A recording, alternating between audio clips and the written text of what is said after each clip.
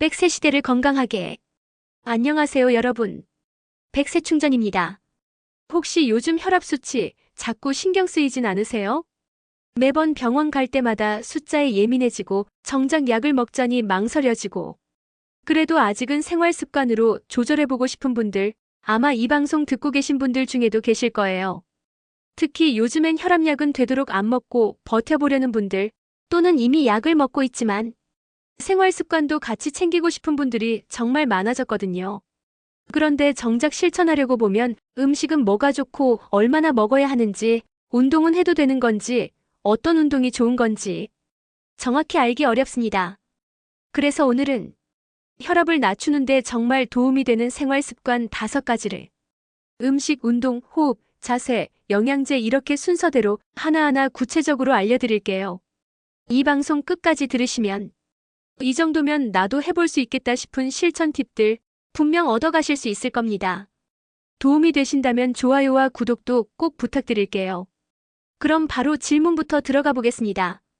고혈압엔 음식 조절이 중요하다는 말은 많이 들어봤는데요. 그럼 구체적으로 뭐부터 먹어야 혈압에 진짜 도움이 될까요? 가장 기본이자 핵심은 이겁니다. 나트륨은 줄이고 칼륨은 늘린다. 이게 혈압 관리의 첫걸음입니다.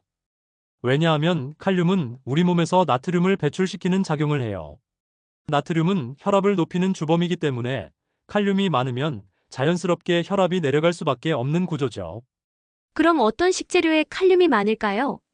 대표적인 게 바나나, 토마토, 시금치, 고구마입니다. 이건 실제로 고혈압 환자 식단 가이드에서도 자주 언급되는 식품들이고요. 특히 토마토는 올리브 오일과 함께 섭취하면 흡수율이 더 높아지고, 시금치는 생보다 데쳐 먹으면 위 부담이 적고, 고구마는 GI 지수도 낮아서 당 조절에도 도움이 됩니다. 마늘도 빼놓을 수 없어요. 혈관을 확장시켜주는 알리신 성분이 있어서 혈압 관리에 좋고, 꾸준히 섭취한 분들 중에선 머리가 덜 띵하고 몸이 가벼워졌다는 경험담도 많습니다. 단, 마늘은 생으로 먹으면 위에 자극이 될 수 있어서 익혀 드시는 걸 추천드려요. 그리고 이런 식단을 2, 3주 이상 꾸준히 실천한 고령자 그룹에서 수축기 혈압이 평균 5에서 6 정도 낮아졌다는 국내 병원 사례 보고도 있습니다. 생각보다 빠른 시기에 체감이 왔다는 분들도 계셨고요. 아, 생각보다 바로 효과가 느껴진다는 말씀이시군요. 맞아요. 특히 원래 짜게 드시던 분들이 국물 줄이고 채소 위주로만 바꿔도 며칠 만에 혈압계 수치가 달라졌다는 반응이 적지 않아요. 식단은 약보다 느릴 수는 있지만 약처럼 누적 효과가 확실히 생깁니다. 그래서 처음부터 거창하게 다 바꾸시기보다는 국물 줄이기부터 시작해서 칼륨 음식 한두 가지 매일 챙기기, 이런 식으로 실천해 보시면 좋겠습니다. 이번엔 운동 얘기입니다. 운동하면 오히려 혈압이 올라간다는 얘기도 있던데요. 고령층에게 운동 정말 괜찮은 건가요? 괜히 무리했다가 더 나빠질까봐 걱정되시는 분들도 많더라고요. 맞습니다. 실제로 그런 걱정 많이들 하시죠. 그런데 정확히 말씀드리면 과격한 운동이나 갑작스러운 격렬한 움직임은 혈압을 일시적으로 올릴 수 있어요. 예를 들어 무거운 역기 들기나 전력 질주는 고령자에겐 무리가 되죠. 하지만 반대로 걷기, 가벼운 스트레칭, 그리고 요즘 많이들 아시는 등척성 운동 같은 건 오히려 혈압을 천천히, 꾸준히 낮추는데 아주 효과적입니다. 등척성 운동이요? 구체적으로 어떤 걸 말하나요? 등척성 운동은 근육 길이는 그대로 유지하면서 긴장만 주는 운동인데요. 대표적인 예가 바로 월싯입니다. 벽에 등을 붙이고 무릎을 90도로 굽힌 채 의자에 앉은 듯한 자세를 2, 3분간 유지하는 거예요. 이 운동이 왜 좋냐면 짧은 시간에 혈관 내 긴장을 조절해주고 심장 부담을 줄이는 데 효과가 있어서 요즘 연구에서도 주목받고 있어요. 실제로 영국 스포츠 의학 저널 2023년 메타 분석에 따르면 이런 등척성 운동을 주 3회, 회당 12분 정도 8주에서 12주간 실천한 경우 수축기 혈압이 평균 8.24, 이완기는 4 정도 낮아졌다고 보고됐습니다.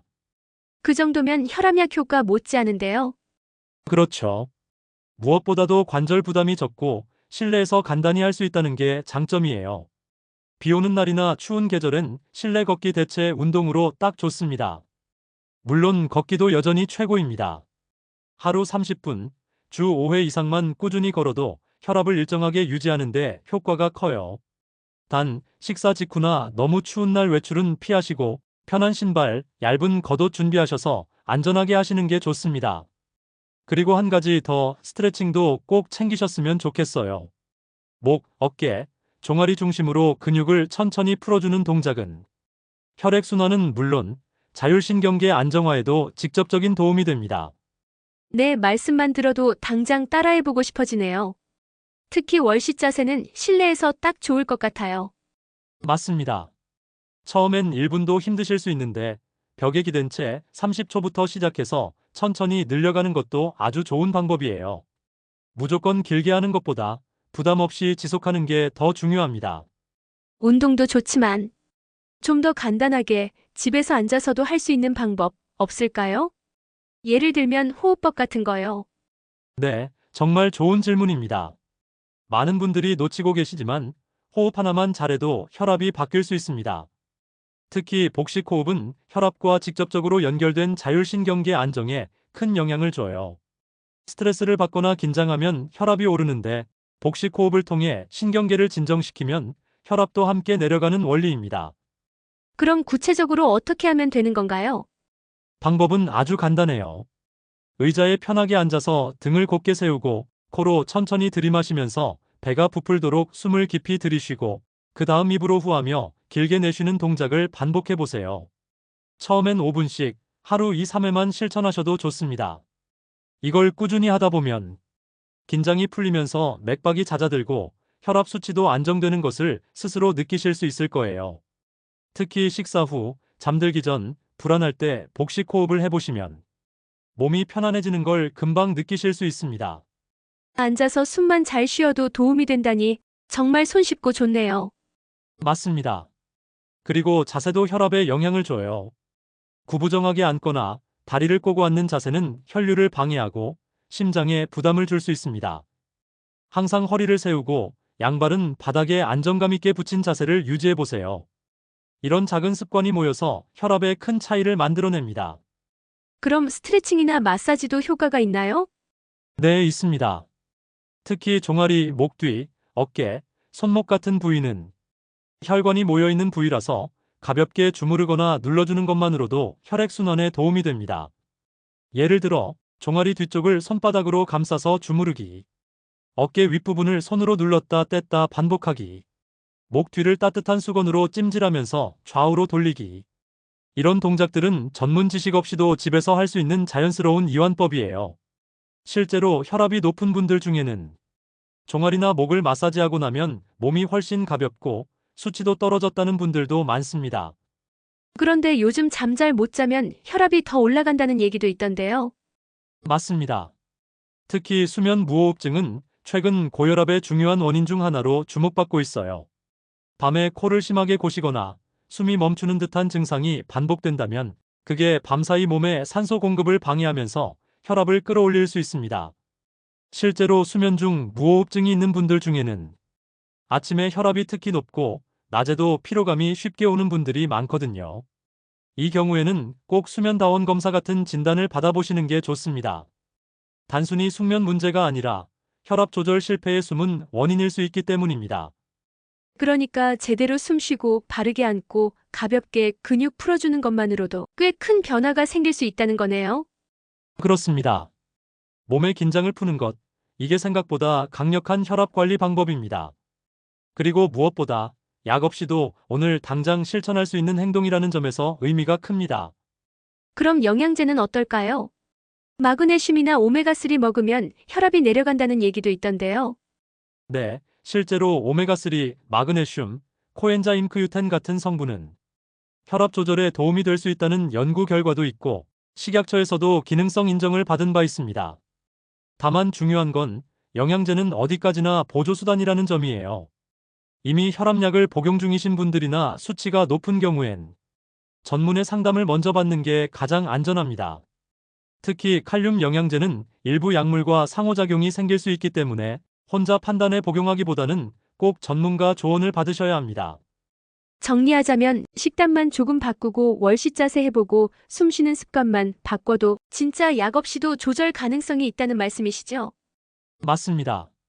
물론 모든 분들이 그런 건 아니지만 초기 고혈압이나 경계 수치에 계신 분들은 생활 습관만으로도 혈압을 충분히 안정적으로 유지할 수 있는 경우가 많습니다.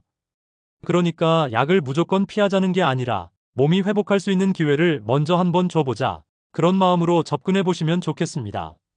오늘 나온 내용 다 기억하기 어려우시다면 이 5가지만 꼭 기억해 주세요. 곡물 가공식품 줄이고 칼륨 많은 채소 위주로 식단 바꾸기. 걷기 월식 같은 저강도 운동을 주 3회 이상 실천하기. 복식 호흡으로 자율신경 안정과 바른 자세 유지하기. 종아리 어깨 마사지나 스트레칭으로 몸 긴장 풀어주기. 영양제는 보조일 뿐, 약과는 별도로 신중하게 활용하기. 꾸준히만 실천하신다면 숫자뿐 아니라 몸이 훨씬 덜 무겁고 생활도 더 편해질 수 있을 겁니다. 정말 실천할 수 있는 팁들이 가득한 시간이었습니다. 방송 들으면서 나도 오늘부터 해봐야겠다 생각하신 분들 많으실 것 같아요. 오늘 내용 유익하셨다면 좋아요와 구독 꼭 한번 눌러주시고요. 지금까지 백세충전이었습니다. 함께 해주셔서 감사합니다.